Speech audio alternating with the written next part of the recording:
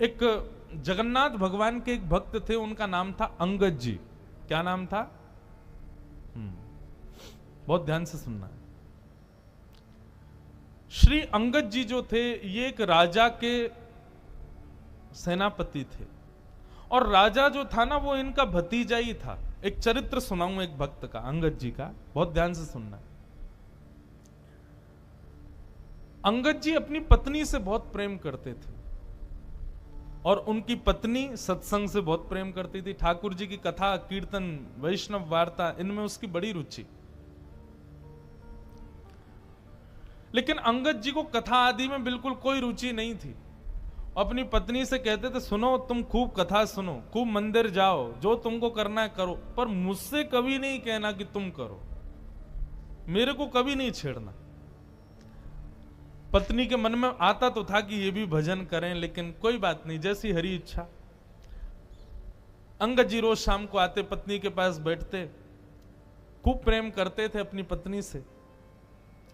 एक दिन एकादशी का दिन था, आज एकादशी है। एकादशी का दिन बड़ा महत्वपूर्ण माना जाता है।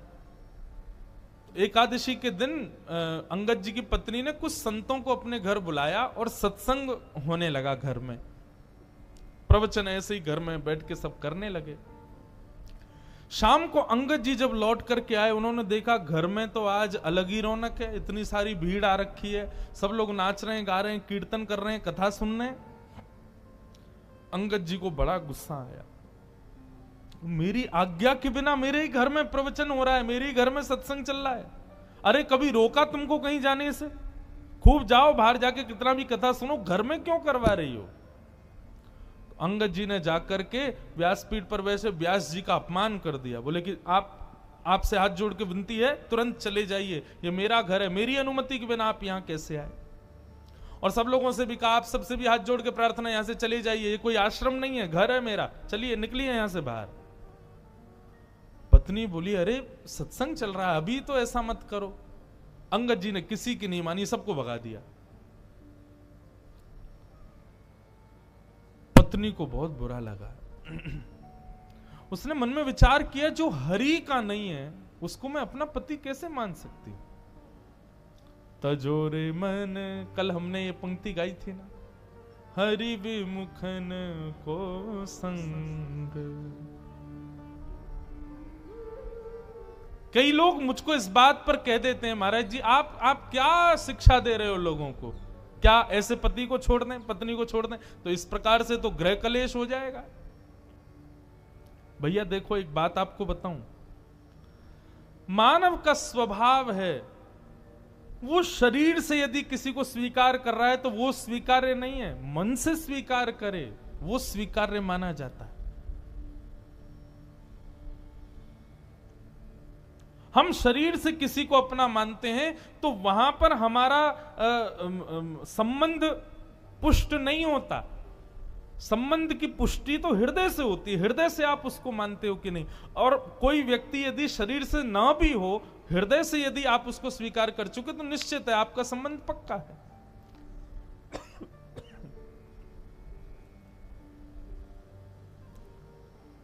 महादेव ने सती का त्याग किया, लेकिन ऐसा नहीं कि सती को कैलाश से ही कह दिया हो कि आप चली जाओ अपने मायके में जाकर करो ना। बस मानस जी में गोस्वामी जी कहते हैं, बगल में जो आसन लगाते थे उसको सामने लगा दिया, बस इतना ही त्याग किया। और ये त्याग किसका था? शरीर का त्याग नहीं था, हृदय से त्याग था। तो इसलिए भैया, यदि ऐसे लोग परिवार में हैं, ऐसे लोग मित्र हैं, ऐसे लोग ऑफिस में काम करते हैं जो भगवत संबंध नहीं रखते, उनका शरीर से त्याग नहीं करना है, मन से त्याग करना, मन से कभी उनको स्वीकार नहीं करना है। अंगद जी की पत्नी ने आज अपने पति का हृदय से त्याग कर दिया और घूंघट कर लिया और कहा कि अब आज के बाद मृत्यु पर्यंत मैं आपको अपना मुख नहीं दिखाऊंगी, ना आपका मुख देखूंगी। आपकी पत्नी हूं, आपके संगी रहूंगी, आपकी सेवा करूंगी, पातिव्रत धर्म का पालन करूंगी, लेकिन हृदय में आपके लिए कोई स्थान नहीं आज के बाद। अंगद जी की पत्नी अब तो घूंघट करके रहती है, अंगद जी ने मुंह ही नहीं दिखाती अपना अंगद जी को। 1 महीना 2 महीना 6 महीने बीत गए महाराज। अंगद जी बड़े उदास, बहुत प्रेम करते थे अपनी पत्नी से। अब तो कार्य में भी मन नहीं लगता। एक दिन ऐसी घोड़े पर बैठ करके कहीं जा रहे थे, तो चलते चलते उन्होंने देखा कहीं कथा चल रही है। मन में आया इसी कथा ने ही मेरा घर बर्बाद करवा दिया, इसी की वजह से सब खराब हुआ। 2-3 दिन बाद फिर से निकले तो फिर कथा चल रही थी, तो मन में आया कि ये कथा में ऐसा होता क्या है जो मेरी पत्नी को इतना प्रिय लगता है, चल के सुनूं। अंगद जी आकर के पीछे उदास हताश तो बैठे ही थे, घर में मन लगता नहीं है, आके बैठ गए। कथा में बंधुओं 3 प्रकार के लोग आते हैं। पहले आमंत्रित लोग, जिनको निमंत्रण दिया गया है कि भैया हमारे घर में कथा है, आपको आना है। दूसरे वैष्णव कथा प्रिय लोग, उनको बस पता चल जाए कथा कहां हो रही है, वो ये विचार नहीं करेंगे दूरी कितनी, समय कितना लगेगा, कहां क्या, निमंत्रण की भी अभिलाषा नहीं, बस पता चल जाए कथा कहां है, वो पहुंच जाते हैं। और तीसरे संसार के मारे दुखियारे लोग, जिनको घर में या व्यापार में कहीं भी कुछ मिल नहीं रहा है, बड़े उदास अपने जीवन में जी रहे हैं, वो आके कथा में बैठते हैं। तो ऐसे ही अंगद जी आकर के बैठ गए। अंगद जी आकर के बैठे तो निश्चित कथा सुनते सुनते उनके हृदय को बड़ी शांति सी मिली। बंधु एक बात बताऊं, गीता में भगवान अर्जुन से एक बात कहते हैं। अर्जुन ने कहा कि नाथ, व्यक्ति सुख की प्राप्ति के लिए इतनी मेहनत करता है तो उसको सुख मिलता क्यों नहीं है? भगवान ने कहा डेस्टिनेशन गलत चुनी है मानव ने, सुख नहीं। हमने डेस्टिनेशन ही गलत चुन रखी है। हर कार्य के पीछे हम चाहते क्या है? सुख मिले। भगवान कहते हैं इसको बदलो, सुख नहीं शांति मिले। शांति की भावना से कर्म करो, शांति की भावना से क्रिया करो।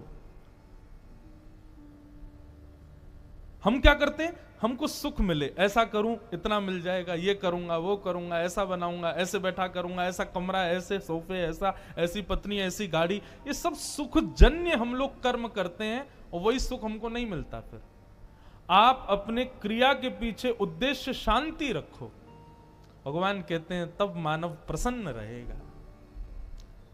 क्योंकि अर्जुन, सुख की भी एक लिमिट होती है, उससे ज्यादा यदि मिल जाए तो व्यक्ति दुखी हो जाता है।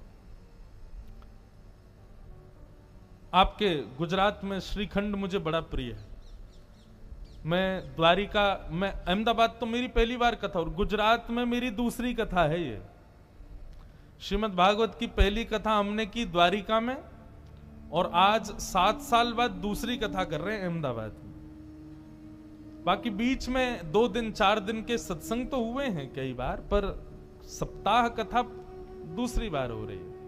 तो मैं जब भी गुजरात आता हूं तो श्रीखंड मुझे बड़ा प्रिय है। लेकिन आप एक कटोरी खिला दो, मन भर जाएगा। दूसरी कटोरी दोगे तो मैं भाग जाऊंगा। आप कहोगे महाराज जी आपको बड़ा प्रिय, खाओ ना। अरे कैसे? मुझे याद नहीं है, लेकिन फिजिक्स में हम लोग जब स्कूल में पढ़ते थे तो एक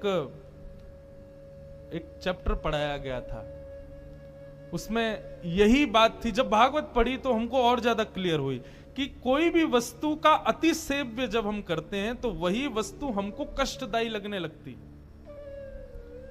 रसगुल्ला यदि पसंद है तो 1 2 3 4 5 खा लो, 6वां रसगुल्ला देखते ही वमन हो जाएगा। संसार की हर वस्तु ऐसी है। तो अर्जुन, सुख नहीं शांति को रखो। किसी भी क्रिया को करने के पीछे उद्देश्य क्या हो? मुझे शांति मिले, तब देखो कर्म करके कैसा सुख मिलेगा। तो कथा में सुख मिलता है लोगों को। यहां पर आप मौन अवस्था में बैठे हो, एक ही आसन पर बैठे हो, ना पानी पी रहे हो ना चाय पी रहे हो। 4 घंटे आदमी बिना चाय कैसे रहे, बिना खाए कैसे रहे, लेकिन यहां रह रहे हो। क्यों? शांति मिल रही है। सुख नहीं, शांति। अंगद जी को बड़ी शांति मिली। अब तो अंगद जी ने नियम बना लिया, रोज जाते थे कथा सुनने। 7वें दिन कथा पूरी हो गई। अंगद जी जैसे ही आए तो देखा कोई भी नहीं था। किसी से पूछा, भैया आज कथा नहीं होगी? बोले 7 ही दिन की होती है, कल हो गई पूरी, आज तो चले गए व्यास जी। बोले कहाँ चले गए? बोले दूसरी कथा करने। बोले कहाँ हो रही है उनकी कथा? बोले उस गांव में हो रही है। अंगद जी दौड़ गए, उस गांव में पहुंचे, वहां जाके सुने। अब तो ऐसा चस्का लगा अंगद जी को, जहां भी कथा होती अंगद जी जाते। एक दिन उन्हीं के नगर में कथा हो रही थी, अंगद जी इधर बैठे थे और उनकी पत्नी थोड़ी दूर बैठी थी। दोनों को ही नहीं पता कि दोनों कथा में बैठे। व्यास जी ने जैसे कीर्तन गाया, अंगद जी के नेत्रों से अविरल अश्रुधार उर्ध बाहु होकर के नृत्य करने लगे आनंद से। तभी पत्नी की दृष्टि गई, ये कौन नाच रहा है? अरे ये तो अंगद जी हमारे पतिदेव हैं। तभी मैं कहूं कुछ समय से ये पहले तो बड़े दुखी रहते थे कि मैं मुख नहीं दिखाती, कुछ समय से बड़े प्रसन्न रहते हैं, मुझसे ज्यादा बात भी नहीं करते, अपनी सेवा पूजा भी करने लग गए हैं और बड़ा सामान्य सा बड़ा सुखमय जीवन जी रहे हैं। मैं सोच तो रही थी बदलाव कैसे आ गया, ये कथा सुनते हैं। आज शाम को कथा के बाद जैसे ही अंगद जी घर लौट करके आए, पत्नी ने अपना घूंघट ऊपर कर लिया। अंगद जी बोले, अरे देवी मैं आ गया हूं, घूंघट नीचे कर लो। बोले नहीं नहीं, अब तो घूंघट नहीं करना। क्यों? मैंने इसलिए घूंघट किया था कि आप कथा से प्रेम नहीं करते थे, परंतु अब तो आपने कथा को स्वीकार कर लिया ना, अब मैंने जो त्याग का संकल्प लिया था उसको छोड़ दिया। अंगद जी बोले, वो बात तो ठीक है, लेकिन मैं तुमको सत्य बताऊं, जब से मैंने कथा सुनना प्रारंभ किया ना, मुझे पहले तुम्हारे रूप में बड़ी आसक्ति थी, पर अब मुझे वो आसक्ति नहीं है। अब तो मुझे बस एक ही अभिलाषा, मेरे जगन्नाथ मुझे कब दिखेंगे, मेरे द्वारिकाधीश, उनकी रूप माधुरी का दर्शन मुझे कब होगा। ऐसा अंगद जी का जीवन। बंधुओं, अंगद जी ने अपनी पत्नी से कहा, देवी अब हम दोनों वैष्णव हो गए, चलो हम जगन्नाथपुरी दर्शन करने चलेंगे। लेकिन अभी अभी सुना है कि एक बहुत बड़े युद्ध के लिए राजा के साथ मुझे जाना है, युद्ध से जब वापस आ जाएंगे फिर हम जगन्नाथपुरी चलेंगे। ठीक है। युद्ध में अंगद जी गए, जाकर के युद्ध किया। युद्ध का नियम होता था, जो राजा हारता था उसका सारा धन हड़प लिया जाता था और जीतने वाले राजा को दे दिया जाता था। अंगद जी जब उसका सारा धन लेने लगे तो वहां एक अद्भुत मणि थी। उस मणि को देख करके अंगद जी बड़े प्रसन्न हो गए। बोले, बड़ी सुंदर मणि है, मुझे ठाकुर जी को कुछ निवेदित करना है, ठाकुर जी को, मैं जगन्नाथपुरी जाऊंगा, कुछ देना है। कोई बात नहीं, मैं ये मणि अपने संग ले जाता हूं, ये ठाकुर जी को दे दूंगा। और उस मणि को अंगद जी ने अपनी पगड़ी में छुपा लिया। थी तो वो चोरी, लेकिन अंगद जी का भाव क्या था कि मुझे ठाकुर जी को देनी है। भगवान से बोले, प्रभु इसके बदले भले ही मुझे दंड मिल जाए, लेकिन मैं ये दूंगा आपको, ये है आपकी, मुझे नहीं चाहिए लेकिन मैं आपको दूंगा। किसी सैनिक ने जाके राजा को बता दिया कि अंगद जी ने एक मणि को अपनी पगड़ी में छुपा लिया। राजा, अंगद जी उसके चाचा लगते थे, इसलिए राजा स्पष्ट तो कुछ कह नहीं पाया, पर राजा ने मन में विचार किया कि अंगद जी रोज मेरी बहन के यहां भोजन करने जाते हैं, मैं आज बहन से कहूंगा कि वो भोजन में जहर मिला दे, अंगद जी की मृत्यु हो जाएगी, मणि हमको मिल जाएगी। अंगद जी आज भोजन करने के लिए राजा की बहन के यहां गए, तो अंगद जी का नियम था कि भोजन का पहला भाग राजा की बहन की छोटी बेटी को गोद में बिठा के पहले उसको खिलाते थे, फिर स्वयं पाते थे। आज उसने अपनी बेटी को कहीं छुपा दिया, बोले अंगद जी कहीं खिला ना दे, इसमें तो जहर है। अंगद जी भोजन करने बैठे, कहा बिटिया चलो लाओ अपनी बेटी को लेके आओ, उसको मैं थोड़ा खिला दूं फिर मैं पाऊं। बोले मेरी बेटिया तो आज माँ के पास गई है, मेरी मायके गई है, आज वो है नहीं, तो आप आज अकेले ही पालो। अंगद जी बोले, बेटा ये तो मेरा नियम है, उसको खिलाए बिना तो मैं कभी नहीं खाता। अरे वो मेरी प्राण प्यारी है, मैं उसको साक्षात जगदम्बा के स्वरूप में देखता हूं, पहले उसका भोग लगाता हूं तब पाता हूं, अब जब तक उसका भोग नहीं लगेगा मैं तो नहीं पाऊंगा। तो राजा की बहन ने सोचा, ये मेरी बेटी से इतना प्रेम करते हैं और मैं इनको जहर दे रही हूं। उसने थाली उठा ली, बोले कि ये पूरा भोजन ही आपके लायक नहीं है चाचा जी, इसमें मैंने विष मिला दिया है। अंगद जी ने थाली पकड़ी, बोले तुमने इसमें विष मिला दिया? बोले हाँ। बोले क्यों? मेरे भाई को वो मणि चाहिए जो आपने पगड़ी में छुपा रखी, इसलिए उसने मुझसे कहा कि विष दे दो। पर आपका प्रेम देख करके मेरा मन हो रहा है कि मैंने बहुत बड़ा अपराध किया, मैं ये विष आपको नहीं दे सकती। अंगद जी बोले वो सब बात छोड़ो, ये बताओ क्या तुमने इस थाली का भोग लगाया था भगवान को? उसने कहा हाँ, भोग तो मैंने लगाया था। बोले तुमने विष वाला भोजन ठाकुर जी को खिला दिया? बोले क्योंकि आप बिना भोग लगाए पाते नहीं है, इसलिए भोग तो मुझे लगाना पड़ा। अंगद जी बोले अब तो इसको मैं ही पाऊंगा, जब विष ठाकुर जी ने पा लिया तो मैं कैसे छोड़ू।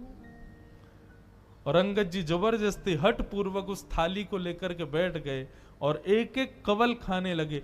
ज्यों ज्यों कवल मुख में जाने लगा, अंगद जी का उतना ही तेज बढ़ने लगा। ये आश्चर्य देखकर के राजा की बहन नतमस्तक हो गई। जाको राखे साइया मार सके ना कोई, बाल न बाका कर सके जो जग बैरी हो। बंधुओं, प्रसाद मान करके पाया, इसलिए विष ने भी कुछ नहीं किया। ये लीला तो मीरा के साथ भी हुई, ये लीला तो ध्रुव के साथ भी हुई, ये लीला तो प्रहलाद के साथ भी हुई। विष उनको भी पिलाया गया, लेकिन भगवत प्रसाद मान करके पाया, कुछ नहीं हुआ।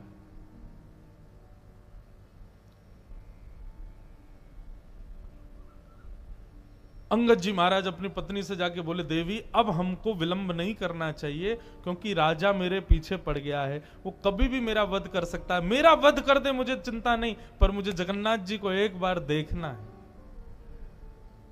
और रात्रि में ही अंगद जी अपनी पत्नी के साथ जगन्नाथपुरी के लिए निकल गए। राजा को किसी दूत ने जाकर के रात्रि में खबर कर दी, बोले अंगद जी निकल गए हैं महाराज। बहुत ध्यान से सुनिएगा, बहुत सुंदर कथा है। आज बहुत दिन बाद में अंगद जी का पूरा चरित्र पता नहीं क्यों सुना रहा हूं। हमारे पूज्य नाना जी भागवत के वक्ता थे, वो कहते थे कि कभी अनायास किसी भक्त का भाव कथा कहते कहते आ जाए तो यही समझना चाहिए लाला कि वो भक्त उस कथा में पधारे हैं, वो भक्त अपनी उपस्थिति दर्ज करा रहे हैं, इसलिए व्यासपीठ से बुलवा रहे हैं।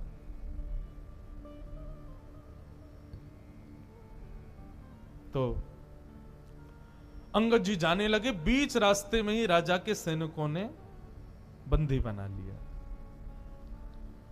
सैनिकों ने कहा हम तुमको छोड़ देंगे, बस मणि हमारे हवाले कर दो। अंगद जी बोले जिनके लिए वो मणि है मैं उन्हीं को ही दूंगा। मैंने चोरी की, मुझे आप बंदी बना लीजिए, जीवन भर के लिए कारावास दे दीजिए, लेकिन पता नहीं क्यों जब से मैंने उस मणि को देखा है मेरे मन में आया कि मैं पहली बार जगन्नाथ जी को कुछ दूंगा तो ये मणि ही दूंगा। मैं मानता हूं कि मेरा पाप है, परंतु मैं क्या करूं, मैं अपने नाथ को कुछ देना चाहता हूं, वो उन्हीं के लिए है। सैनिक तो कहां समझने वाले थे, बोले तू अपने नाथ के पास जा भी नहीं पाएगा, तेरा सर कलम कर देंगे, जल्दी दे। अंगद जी बोले अच्छा ठीक है मैं मणि दे दूंगा, लेकिन उससे पहले मैं अपनी एक इच्छा पूरी करना चाहता हूं। बोले बताओ। ये सरोवर है, इसमें मैं स्नान करना चाहता हूं।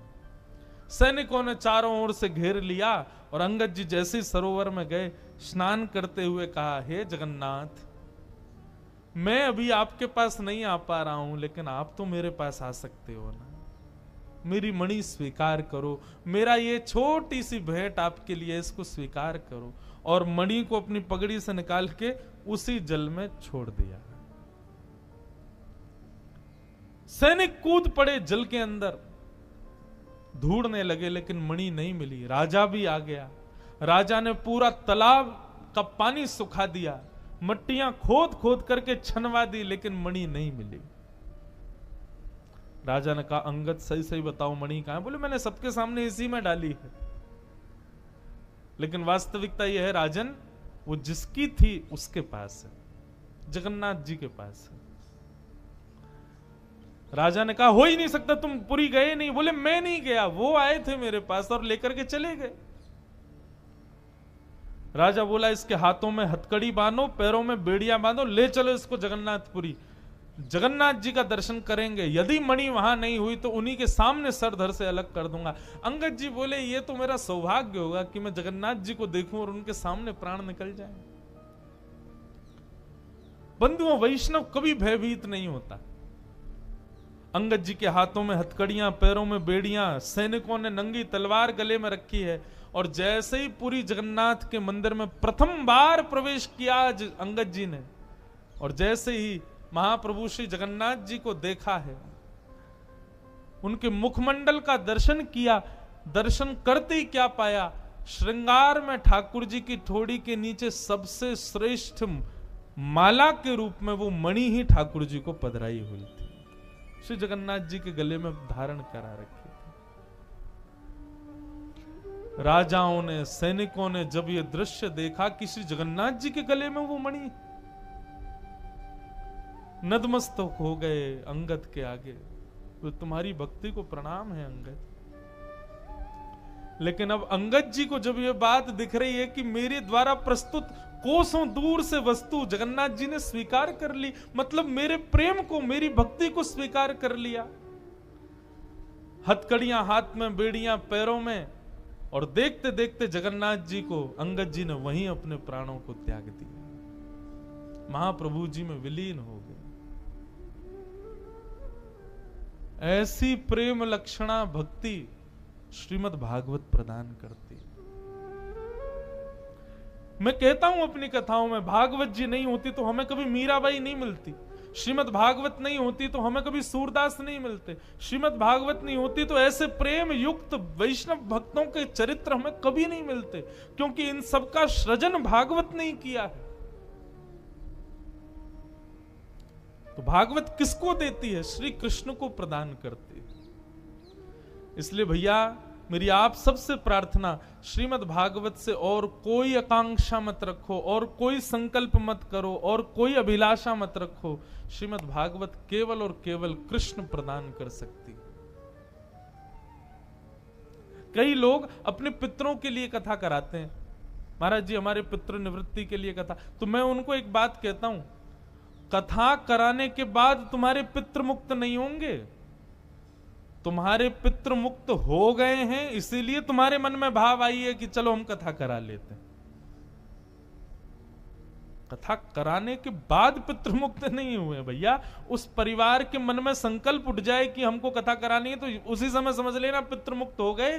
पितरों ने ठाकुर जी से प्रार्थना की और ठाकुर जी ने हमारे हृदय में यह भाव प्रकट किया कि हम कथा कराएं। भागवत श्री कृष्ण से प्रेम कराते।